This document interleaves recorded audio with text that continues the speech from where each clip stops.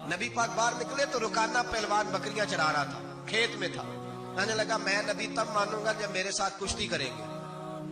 حضرت بلال حبشی رضی اللہ تعالیٰ عنہ فرماتے ہیں کہ حضور کا مزاج نرم و نازک تھا.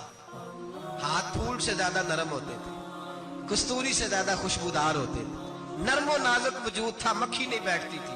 جب اس نے یہ بات کی تو میرا دل کیا میں آگے بڑھ کے کہوں تو بیوقوف ہے؟ کبھی کشتیوں کے ساتھ بھی تبلیغ ہوئی ہے؟ بیوقوف ہے تو؟ کہنے لگا جی میرے ساتھ تو سینکڑوں لوگ آئے، کوئی مجھے گرا نہیں سکا، اگر آپ گرا دے تو میں کلمہ پڑھ لوں گا. کہتے رسول پاک نے آستینیں چڑھائی، فرمایا چل آجا کشتی کر لیں. تو آ صحیح میدان میں نکل. میرے رسول پاک نے آستین چڑھائی، تامت مبارک کو سمیٹا، فرمایا چل آجا آجا. ہر میدان میں رسول پاک تشریف لائے، نبی پاک سامنے ہوئے. حضور نے اس کو داؤ لگانے کا موقع دیا. کبھی ٹانگوں کی طرف بھاگتا، کبھی پیچھے آتا، کبھی دائیں.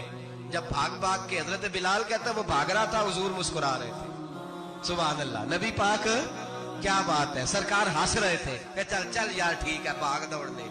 جب بھاگ دوڑ لیا تو میرے نبی پاک نے بازو سے پکڑا، 2-3 دفعہ لایا تو زمین پہ گر گیا. حضور نے پکڑ کے اٹھایا، فرمایا میں صرف گرانے نہیں آیا، میں تو اٹھانے آیا. کھڑا کیا تو کہنے لگا نہیں آپ نے تو مجھے موقع ہی نہیں دیا. تو حضور نے فرمایا دیر کوئی نہیں ہوئی، تو دوبارہ آ جا، کوئی عرض نہیں، آ جا دوبارہ سے. دوبارہ آیا تو میرے حبیب نے 2 دفعہ ہلایا تو پھر جا گرا. کہنے لگا نہیں ابھی بھی میں سنبھل نہیں سکا تھا. فرمایا کوئی عرض نہیں، یہ کوئی ایسا معاملہ ہے، تو دوبارہ آ جا.